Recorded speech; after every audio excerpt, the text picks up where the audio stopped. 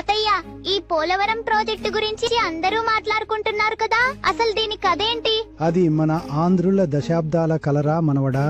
గోదావరి నీళ్లు సముద్రం పాలు కాకుండా మన పొలాలకు మళ్లించాలనేది ఎప్పటినుంచో ఉన్న ఆకాంక్ష. కాని గతంలో పాలకుల నిర్లక్ష్యం వల్ల ఇది కేవలం ఒక కలగానే మిగిలిపోయింది. మరి ఇప్పుడు పరిస్థితి మారినట్టుంది కదా తాతయ్య, పనులు వేగంగా జరుగుతున్నట్టున్నాయి.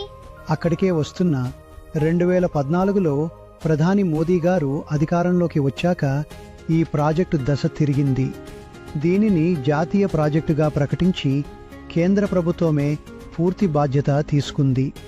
ఇప్పటి వరకు వేల కోట్ల రూపాయల నిధులను నేరుగా అందిస్తూ కొండంత అండగా నిలిచారు. అవునా, కేంద్రం అంతగా సహకరిస్తోందా?